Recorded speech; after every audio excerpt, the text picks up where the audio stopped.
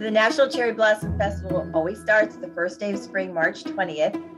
Washington, D.C. is in bloom, not just with the trees, but with the enthusiasm and excitement and the sense of hope and renewal.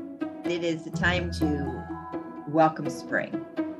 It's not spring in America until the cherry blossoms bloom in Washington, D.C. The cherry blossom trees are one of the greatest gifts that any country has ever given to the United States. I would rank it up with the Statue of Liberty as a great symbol of America, and they were gifts to us from other countries who are our friends, Japan and France. The woman who was behind the whole thing, Eliza Scidmore, she was the first woman ever to be a reporter for the National Geographic. She went to Japan in 1885. She saw the trees. She thought they were gorgeous. And for 25 years, she ran a one-woman campaign, writing to almost anybody who could read, to say we ought to plant these beautiful cherry blossom trees in Washington. And finally, in 1910, Mrs. William Howard Taft, the First Lady, heard about it, and she was the one who decided, let's plant Japanese cherry blossom trees. And she told the Army to do it.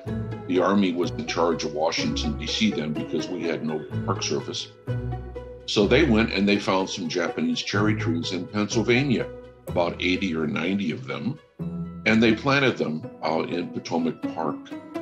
And when the Japanese heard about it, they said, how would you like 3,000 of those trees? We'll give them to you.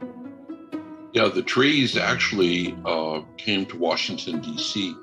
in 1912. There was a previous shipment, 1910, from Japan, but those trees were infested with some insects and other kinds of diseases, so they had to be destroyed. They were burned.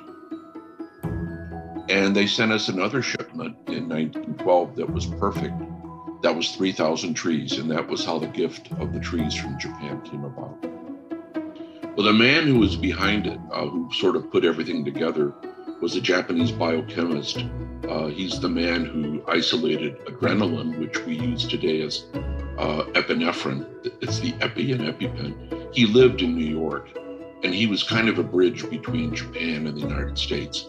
And he thought it would be a wonderful thing for U.S.-Japan relations to bring this symbol of Japan, the cherry blossom trees, to America. Who would have thought 110 years ago that this very important gift of U.S.-Japan relationship and friendship would become one of the greatest celebrations of spring in the world? For the festival itself, it's been about 95 years. When we started in 1927, really it's a few-day event. Now it is 4 weeks. We take that celebration beyond the tidal basin throughout the DC community, all 8 wards, with music, food, fun, entertainment, and we continue to honor the history and the fact that it's an example of peace and international friendship.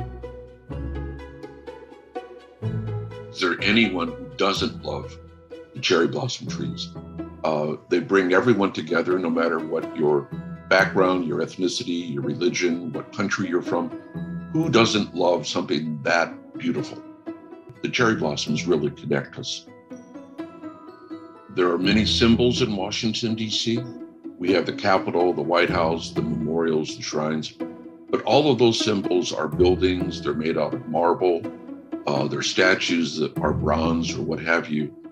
But the cherry blossom trees that the Japanese gave us are the only living symbol of Washington, D.C.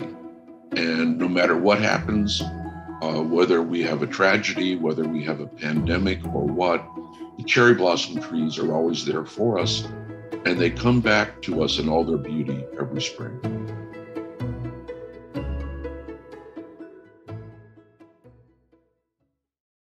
I'm Amy Freeze. Welcome to Fox Weather's YouTube page. We have more great videos on the way, so make sure to subscribe to stay updated on all things weather.